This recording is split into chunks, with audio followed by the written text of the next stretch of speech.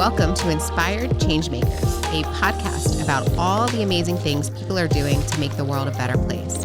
This podcast is about creating change and the moments that inspired our guests to activate. My name is Julia Healy, and I'm the CEO of United Charitable. Stay tuned to be inspired. Well, John, welcome to the podcast. You're here at Inspired Changemakers, and I'm so excited to hear more about your story and why you really are an inspired changemaker. So with that, John Edward is the founder and CEO of the Adaptive Athletic Foundation of Maryland, a retired professional sprinter, an adaptive CrossFit athlete, and a leader in the So Everyone Can Move Act of Maryland, and a United States Marine Corps veteran. He has turned adversity into purpose, love that, by advocating for the disabled community in the DMV. For our people that are not in the DMV, what is the DMV? DC, Maryland, and Virginia. But we kind of discredit Virginia. So it's more like the DM, you know? Let's go. Your effort really has led to change in the prosthetic laws and the insurance policies, as well as founding a nonprofit organization in Maryland that is dedicated to supporting individuals with disabilities. So with that, let's start with, tell me a little bit about your upbringing. Awesome. Well, first of all, thank you for having me. I love this view that you got going on here. But my upbringing is a little complicated, but it's actually pretty simple. I grew up in the DC, Maryland area. I am a product of social services. So I had abusive parents growing up, and the system unfortunately removes you. And then when your biological parents are deemed fit, they put you back into the house. So I was removed and placed and removed and placed and removed and placed, and it was just an ongoing thing over and over and over until finally I was deemed to the state. There was like a very serious, finally the law was like, okay, maybe, they're not fit to be parents. But I was 13 when I was deemed to the state. So now that I'm an adult, I think about 13 years old. I've got nieces and nephews at that age, and I cannot imagine how I made that happen at that age. But I crashed on a lot of people's couches, and then, I got kicked out of school. I wasn't supposed to graduate. I thought I was going to get stuck in the DMV for the rest of my life. And something, I tell people that my life was already planned because there were people that saw something in me that really, I wouldn't say guided me. They forced me in a direction. Because I remember our school police officer, he would talk to me and be like, hey, you need to straighten out, you need to get out of here. You've got so much potential, which I don't know how they saw it because I truly was a very troubled child. Right. So. And is that kind of what made you want to join the Marine Corps, or what was the catalyst then that took you to that part? No, I think for me, the beginning was kind of I saw how close the Marines at the recruiting station were. So I was attracted to the camaraderie. But then the secondary thing for me was I got obsessed with the fitness. You know really? What I mean? Yeah. I was a chunky kid growing up, you know what I mean? And I just was obsessed with I would PT 3 times a day. So I was CrossFitting without CrossFitting, you know what I mean?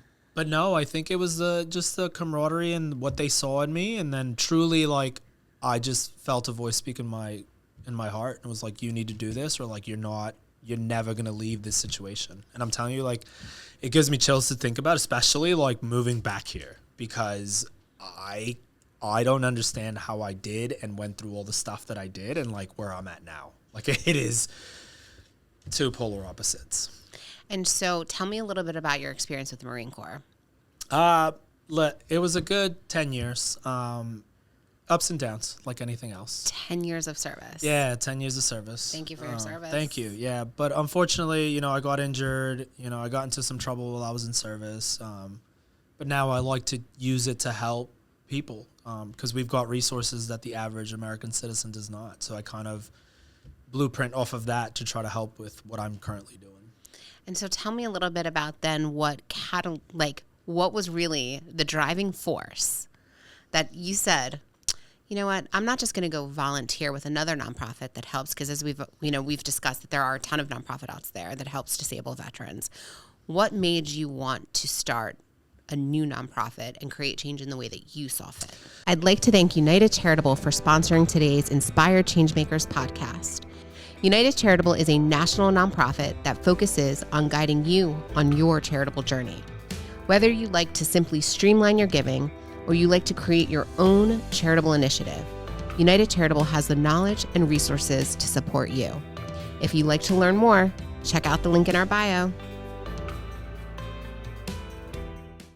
My biggest driving force is a lot of people have always told me no, right? So that's going to be number one. But number two is everybody needs to understand, like, I wasn't born with this personality and this characteristics of a person. Those are years of like trauma and trial and error and achievements, right? It wasn't truly until I realized, like, I didn't realize like I was a force to be reckoned with until I really sat back and was like, oh, like, you truly put a seat at the table or create your own table if they don't make it for you. And being a professional adaptive athlete, that's kind of where it was at, where it was like I started seeing that certain select fews were getting money or certain select fews were getting sponsored. And then I would see it, you know, when it comes to prosthetics and stuff, like, I thought it was normal for people to have all of the prosthetics that I have. I've got a specific like Olympic weightlifting foot, you know, I've got an Olympic specific snowboarding foot. I've got a specific running blade and a sprinting blade, right? So all of these things, I thought I was like, oh, you become an amputee and it's covered, but it's not, right? So all of that just started adding up. And then finally, one day I was like, dude, I keep fundraising for people. Like, I'm done fundraising for people. It's time to, like, for me to fundraise. And then the big turning point for me was I kind of want to say, like, I've avoided moving back home, right?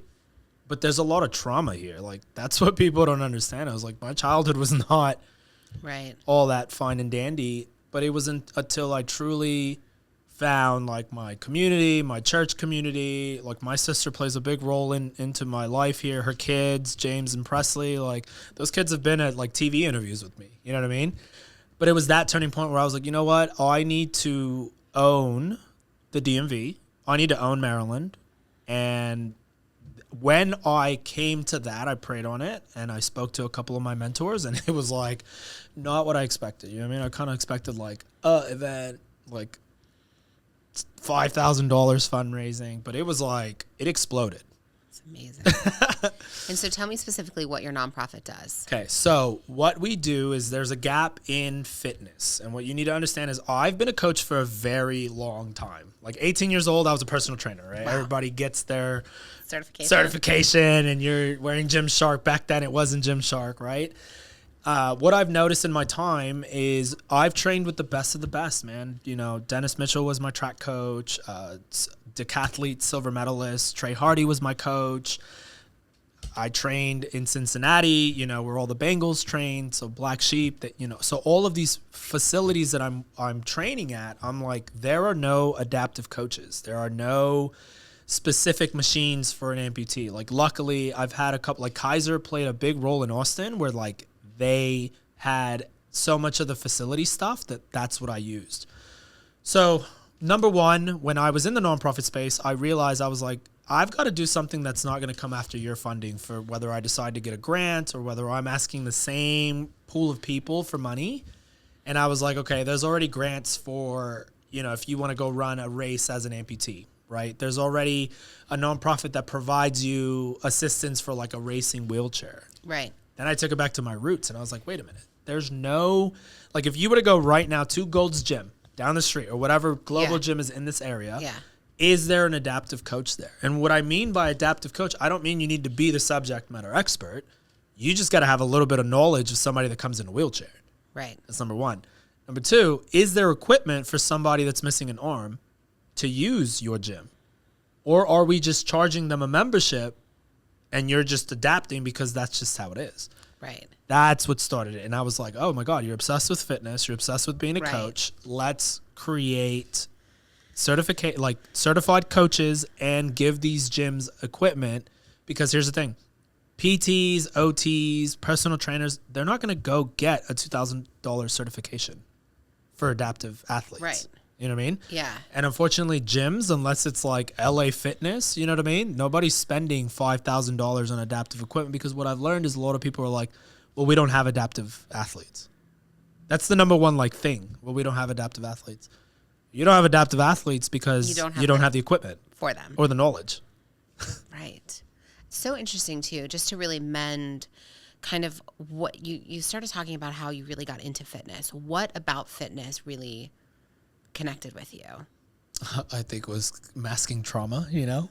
Really, like the mental side of it. 100%. It was I loved pain, which is why I think I was so successful in CrossFit. Like, I'll give you an example. So, like, when I've lost people in my life, I've gotten, like, piercings or, like, tattoos. right. You know what I mean? And then, but I also think that I had 14 surgeries before my amputation. 100%. I was a leg salvage for 6 years. So, like, How old were you? 2016, I was 26. I've been disabled since 2016. And they wanted to do another lower extremity reconstruction surgery. Like surgery 13, they wanted it to be another lower extremity reconstruction surgery. And I was like, I can't do this anymore. I'm telling you, I was so exhausted, and medical did not want to do the amputation.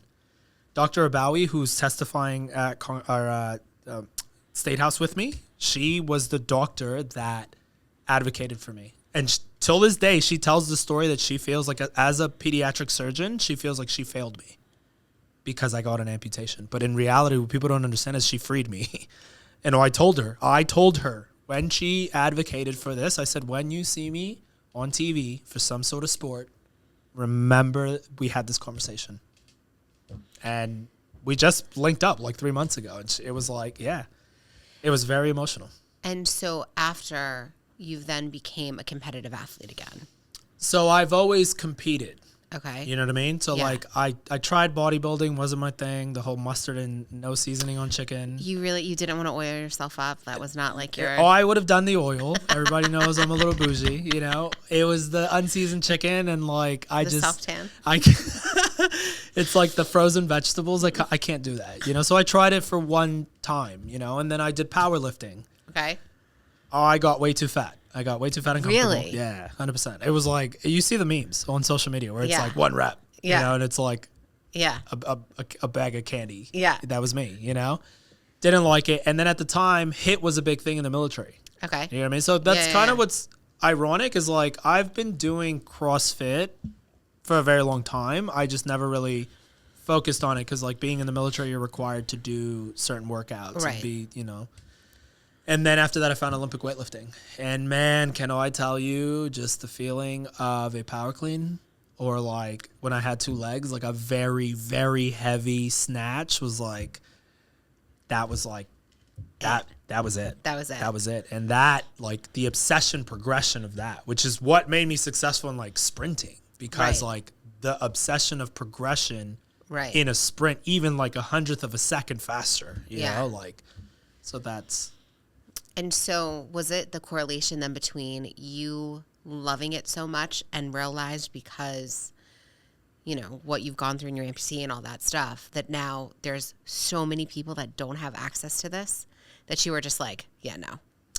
Yes. But also I will forever look at myself and understand that I'm blessed and I'm also privileged to an extent because my amputation... Olympian Devin Allen took me to the hospital. He was training for Tokyo, right? Decathlete Joe Delgado was training for Tokyo. Olympian Morgan Mitchell was training for Tokyo. These are the people with my surroundings. My coach was Sonny Webster, Olympian Sonny Webster, you know? I had Alex Smith as a mentor at the time. So, like, my surrounding wasn't your life is over.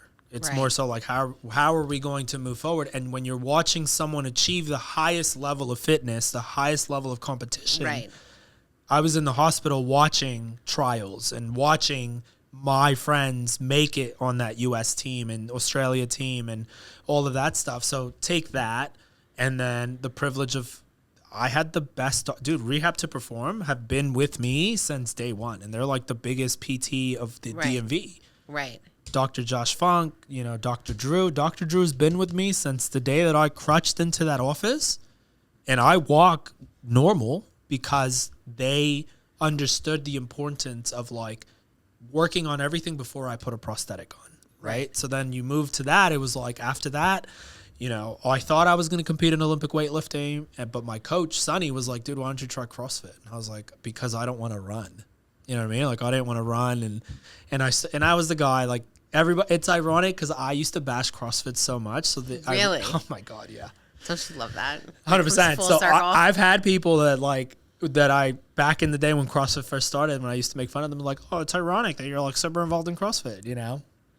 But it was Sonny who told me to do it, and I became obsessed with the progression of CrossFit. You know, it was like it's wild to go from being afraid of being on your hand. I'm not a gymnast. You know what I mean? I'm not you want me to walk on my hands? Like I've never done that. So like going from that fear to like walking obstacles on your hands. Yeah. And the progression of from a pull up to a chest to bar, from a chest to bar to a muscle up, right? And then now from strict to butterfly, or like single unders to double unders. Right. Like became super obsessed. And that's the thing, is fitness for me has just been the obsession of progression, right? And I truly believe of trust the process, because one thing about fitness, it's not going to lie to you. Either you're doing it or you're not. You know what I mean? And as a trainer, I remember like I was so invested. I'm like, what'd you eat this weekend? And people were like, nothing. I'm like, really? Because your pictures say otherwise. So you can lie, right? You could cheat on a rep. You can cheat on a calorie. You can cheat on the diet. You can cheat on your sleep. Yeah. But fitness will expose you.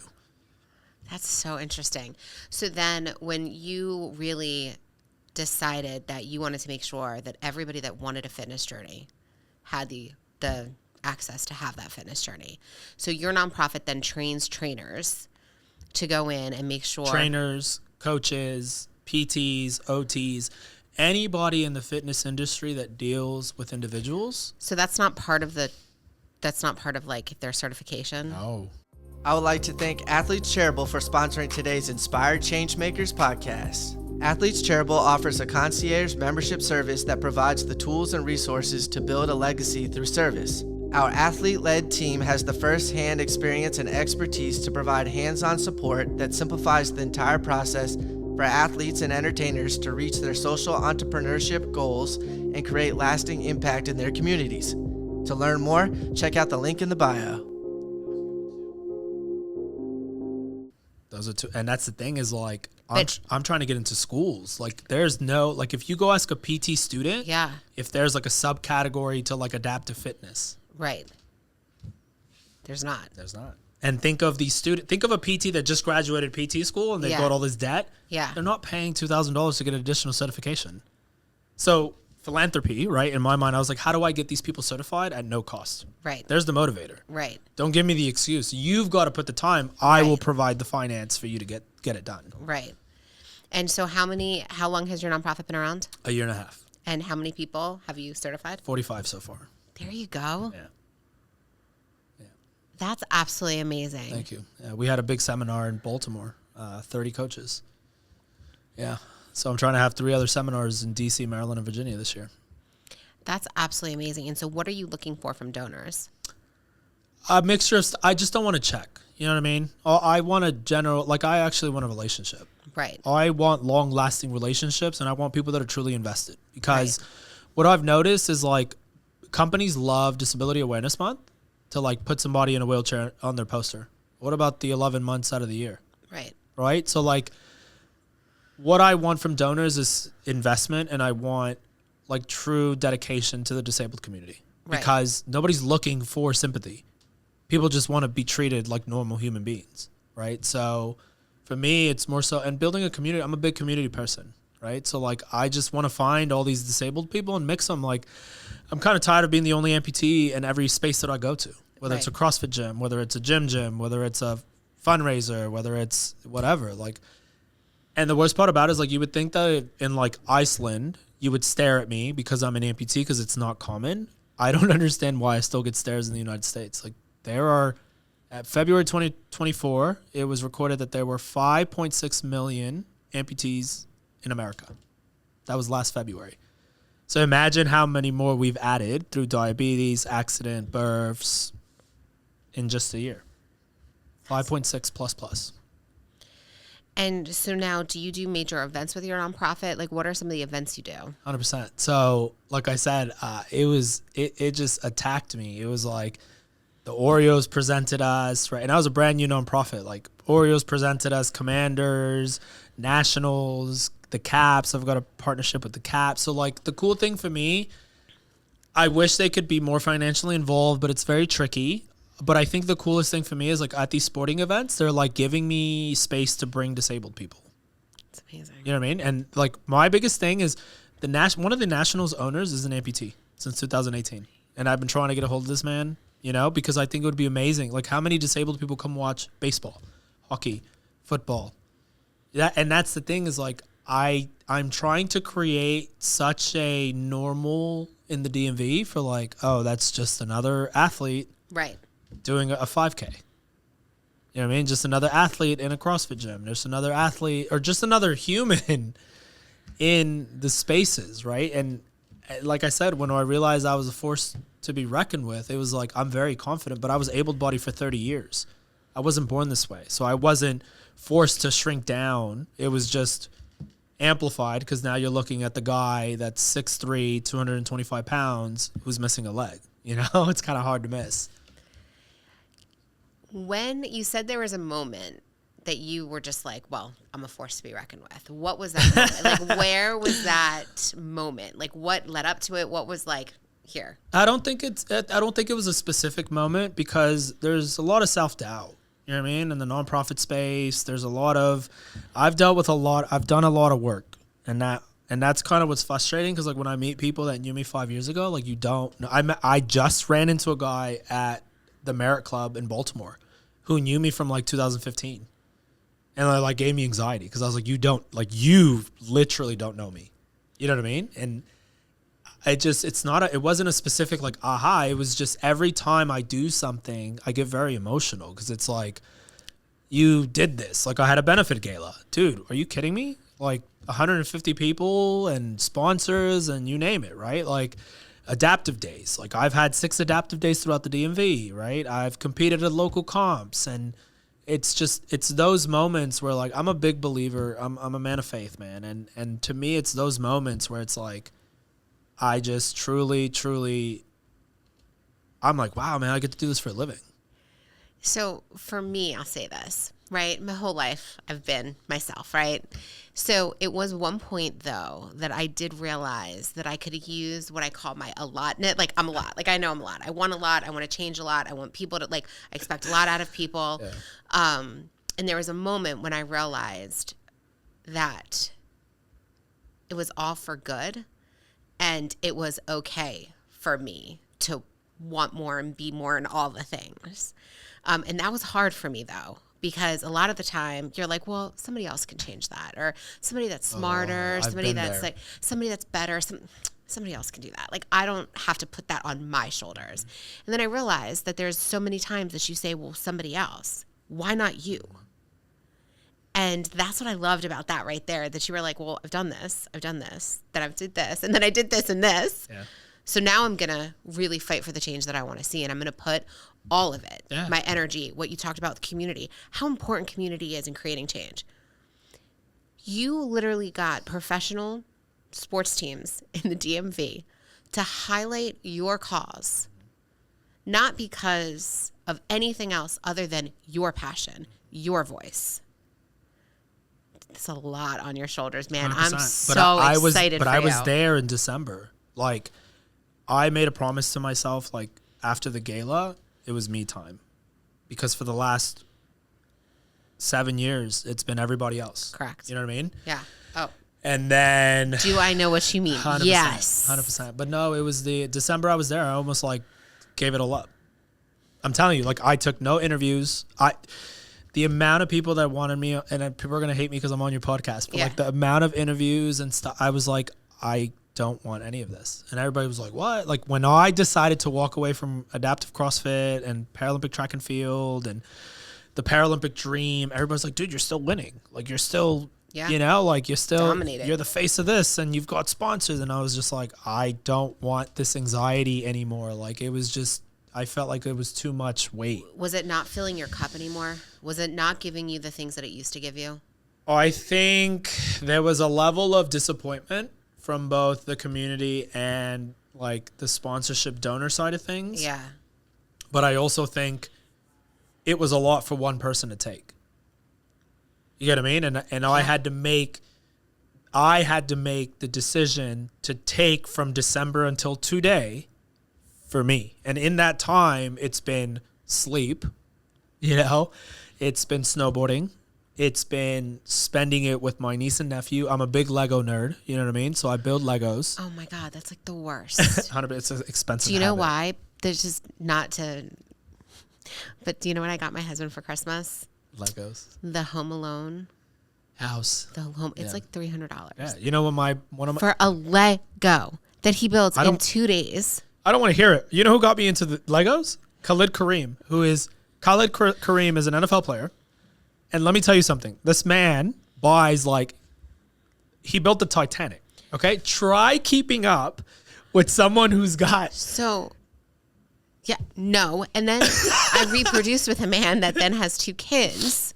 I have 2 kids that like to buy Legos. Julia, that's my fear. So then, how do I go to the store and my child's like, Dad, I want this Harry Potter castle. And I'm supposed to say no? I'm not responsible enough for that. They have to have Lego tables. Yes. And so now you watch them and they build Legos the exact same way. They rip open the little containers the exact same way.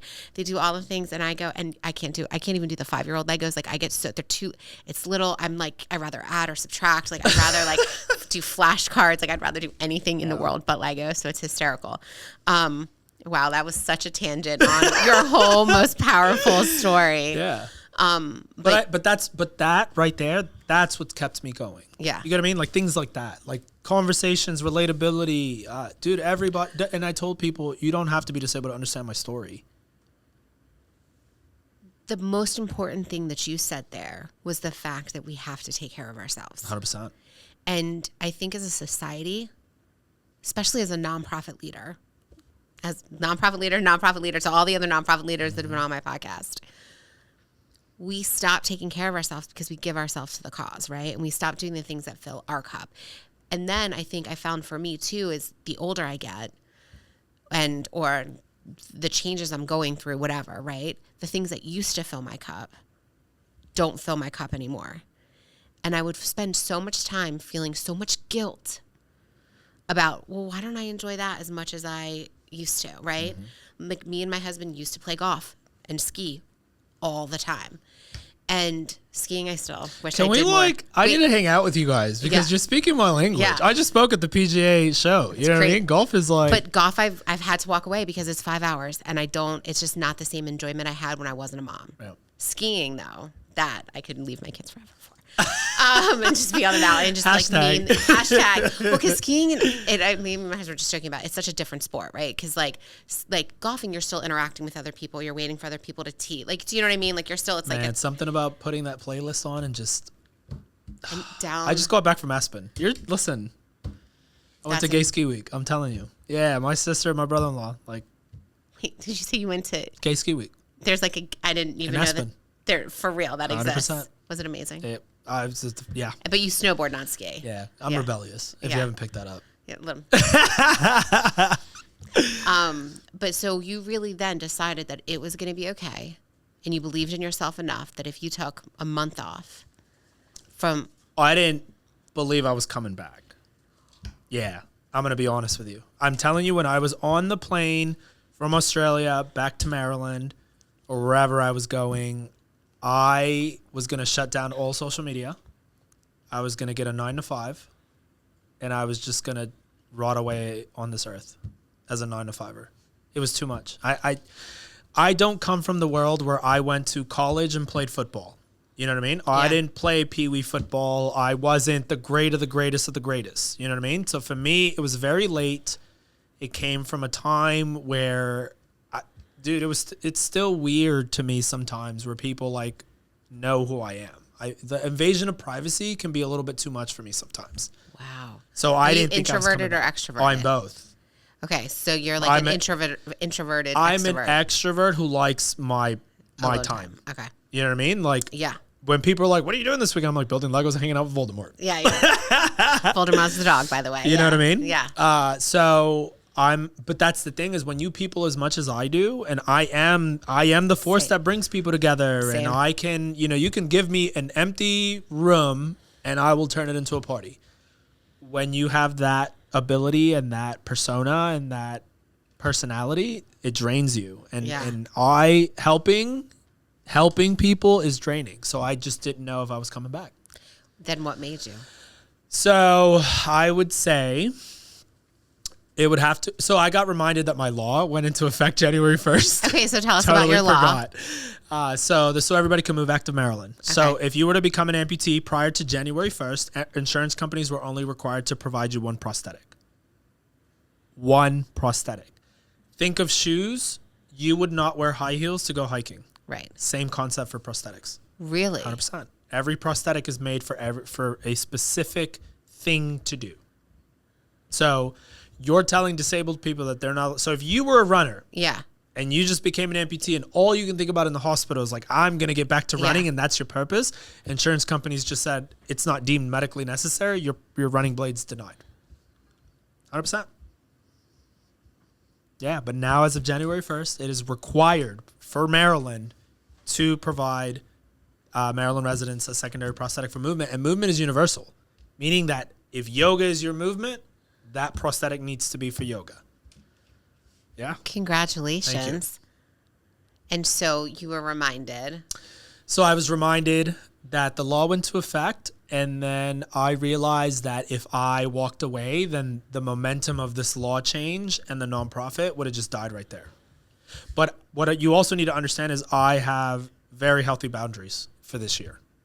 I've said a no to a lot of things, and it's been very hard for me to say no to interviews, no to podcasts, no to photo shoots, because I've always been in this mentality that I've got to work 10 times harder than an able-bodied person. So in order to get a disabled person in that space, you got to say yes. You got to go to this event. You got to be here. Yeah. You got to be there.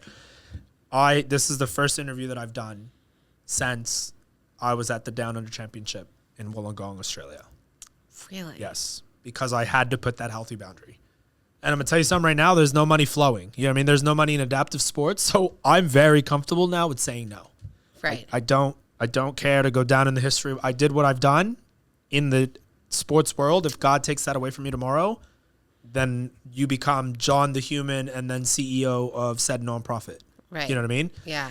So I'm okay with that. But I'm still fitness will forever be. Are you still doing CrossFit? No, I'm Olympic weightlifting. Okay. So for the viewers, what is the difference between CrossFit and Olympic weightlifting? CrossFit has Olympic weightlifting, but in CrossFit, you need to be good at everything. Right. Or decent at everything, right? So you've got to swim, you've got to run, you've got to do gymnastics, it's a whole different level of training. Olympic weightlifting is strictly my barbell. It's just me and the barbell. Okay. I got back into bodybuilding, so I've been doing just the global gym stuff and then my Olympic weightlifting stuff. That's my focus for right now. So no running? Don't know. And you know what's funny is I cycled a barbell yesterday, which I don't know if you know what that is. Yeah.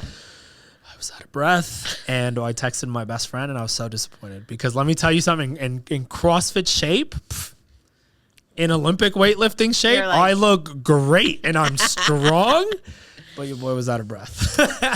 And so what do you hope to accomplish in this year one or this next year with your nonprofit? Yeah, so I want to outfit 10 gyms in Maryland with adaptive equipment. Okay. I dream big, so I wanted the entire DMV. I just don't have the funding for it. And if I'm going to be realistic, I want to start with Maryland. Yep. So equipment-wise, 10 gyms in Maryland. Yeah. Adaptive coaching seminars, I want one in DC, one in Virginia, and another one in Maryland. Okay. So that's realistically, and then I'm planning a benefit luau in the summer, and then my annual benefit gala in the winter. Okay. Yeah. And tell me one success story that sits with you that you're like, I know I'm making a difference. So we've got a 11-year-old boy who plays baseball in Ocean City, and Nate was outfitted for his secondary prosthetic. Nate, I'm not a superhero to Nate because I'm a professional athlete. It's just another guy that looks like him. You know what I mean? So for me, that's got to be the success story. But I truly, I've gathered so much from so many people in this journey. Like, there's an unwavering gratitude from the disabled community, but I kind of feel like it's kind of like, why are you thanking me for something that should have already happened? You get what I mean? So like a lot of people, I've had friends tell me like, you're very unemotional to like the messages you get and like the thing. And I'm like, because I kind of feel like when we were talking about, because we're in session for the orthotic side of our law this session, and that's the people that still have limbs. And that's another beast that we could talk about for hours, is like people that have invisible disabilities and people that have salvaged limbs and just wear an orthotics, they're not treated the same as amputees. You know what I mean? Like amputees is sexy to like companies and the adaptive sports world. So when we chatted about that last night, it was like, what are you testifying on to the House? And to me, it's like, this is a non-negotiable. I'm not asking you for permission. Like this is a must need for our citizens in the DMV. You know what I mean? Like that, don't play with, there's very little things that you'll get a rise out of me. Do not play with my community. And when I mean community, that's the DMV and that's also the disabled community. You know, so I'm here to stay. And that's where you realize like the force to be reckoned with, right? It's like I can be very funny and very outgoing and loving, and I laugh a lot and I talk a lot of smack. But when I mean business, I mean business, you know? You know, I think it's really, I talk about it, is that I work with a lot of our clients to find the light that's inside them. Mm-hmm. Because once somebody is activated to fight for what they're meant to fight for, they become unstoppable. And they talk about it with their friends. They talk about it with their family. They talk about it anytime they get. And you can hear my clients, right? We have 650 clients. And you can talk about the nonprofit or the cause or why or the, and to just hear that passion. I wish more of us would sit there and try to really internally figure out, what are we fighting for? Mm-hmm. Is it advocacy for children? Is it food insecurity? Is it for amputee? Like all of the things. And we're in such a society where, you know, you see this, there's trends to philanthropy. Mm. And I was going to literally, that was what's going on in my head, is like, everybody wants the national movement. You know what I mean? Everybody wants the national philanthropy. I don't want that. I want the organic, like I want that child from. You want the 10 families that are going to drip into your nonprofit and that's going to create your community that's going to make this move. 100%. And what have you seen when communities have really come together to create change? How has it made it easier for the community and for the change that you're trying to fight for? So I'll tell you, the coolest thing for me is I had a group in Baltimore they said they would have never afforded tickets to sit where we were sitting. And like Will was filming me and I almost cried. Like this lady was very like honest about it. You know what I mean? Like, it's not so much like I'm not giving people big checks, man. I'm putting people in places where they belong. Like sports is a big thing I'm telling you, you and I can chat about it, you know, like anybody that knows me, like my partner needs to, like my friends, sports plays such a big role for me in life. And like, why? I just, man, to me, I don't know if it's an escape. I don't know if first of all, I understand what it is to get to that level. Yeah. So you have like a different realization. So the fact that like I love pizza and ice cream, and I got to say no to pizza and ice cream to go be the best of the best or try to be the best of the best. Yeah. But I also think it's like, it's unity, man. Like there's certain times, like at a football game, nobody cares about like who's in the stadium. You got straight people, gay people, you got people of different races, religions. Like it's just a unity thing. I think the coolest thing, like the American flag, and you know, it's just, to me, I am so at home at a stadium. It doesn't matter. You could take me to go watch cricket and I will be like, let's go, you know? It is. So my parents went through a divorce when I was young, but the one thing that they always had were the Eagles.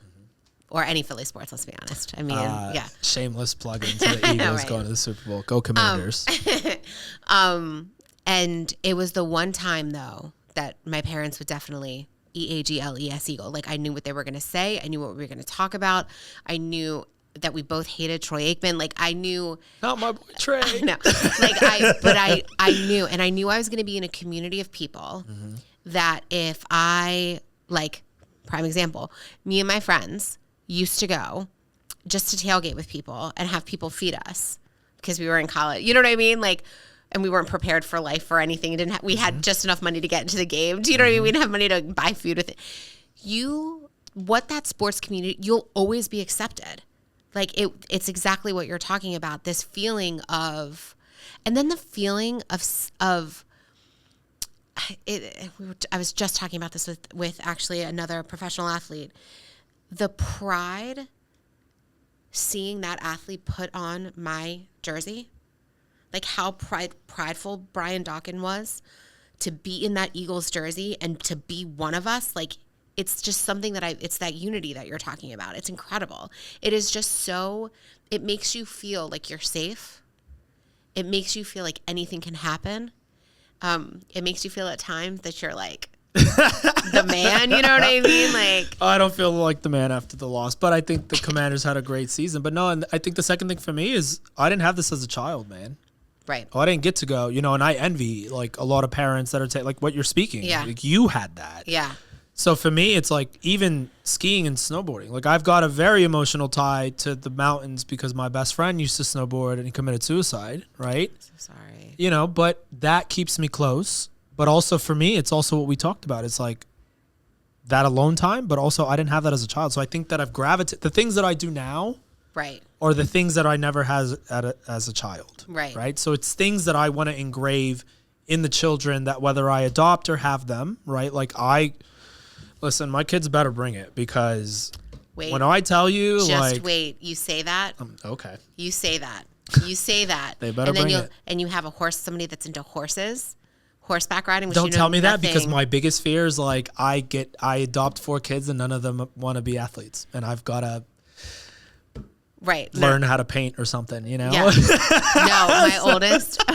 my oldest is into horseback riding, which let me tell you. Hey, that's an Olympic sport. Come on, you got to think big. But you got to think big. My younger one, then it's like competitive cheerleader, which I thought was such a joke of a sport. Oh my God, I thought it was such a joke too. Sorry That's for intense. all.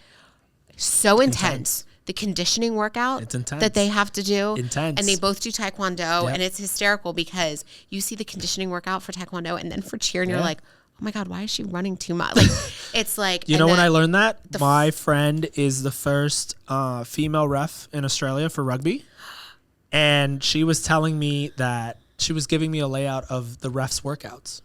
And I didn't think about the fact that they have to keep up with the rugby players. Oh, wow. 100%. Like, so I get it. Cheerleading, like there's a lot of things, like gymnastics. Come on, dude. Yeah, I wish I was a gymnast. Like that's what she's like, Mom, I have to go on my hands for like, a minute. She's like trying up against the wall. And I'm like sitting there. I'm like, okay, good for you. So you're already inserting CrossFit at some point. Well, yeah. It's just, but what's really funny, and I think this is really funny when you look at the community of people that you build around you and when you build community, especially for young people, showing them that there is all types. That you don't have to, I deal with a lot of imposter syndrome, right? Like it is what it is, but it's because I didn't see a lot of people like me doing what I do, right? And so I think it's really interesting that, what was the baseball kid's name? Nate. That you're like, Nate doesn't think I'm super, Nate just like sees me and sees himself and says, oh, well crap, if he can do it, I'm gonna be a professional athlete too. You know what I mean? And what you're giving, just the visibility, the accessibility, I think it's just incredibly inspiring because maybe we will get to a world that it's not, is that person, do you know what I mean? Where it's like that kind of. But you know what I've thought about? How many Paralympic gold medalists have we skipped out on because we didn't think that they were able enough to do a sport? Right. You know what I mean? Yeah. So we introduce our children. Listen. My friends that play in the league have been playing football since they were 4 years old. It is not until the adaptive sports movement took off after this last Paralympics and the adaptive CrossFit games and all of that like people started to like really see adaptive sports. Imagine the youth that we're having right now witness all of the stuff that we're creating. Right. And again, it's not about the eliteness of fitness for me. Right. But if you're meant to be at that level, let us point you in the right direction. Absolutely. Awesome. Yeah. Well, John, thank you so much for being on my podcast today, Inspired Changemakers. And we talked a little bit about why you're an inspired changemaker, because you did not give up when it got hard. You will find a way to make it work. And I just honor that and keep fighting. And it was a pleasure speaking with you today. Thank you for having me. Seriously. Absolutely. All right. Thanks, John. Thank you. Find Inspired Changemakers on Instagram, YouTube, and LinkedIn, and comment on all the awesome things you are doing to make this world a better place. Don't forget to subscribe.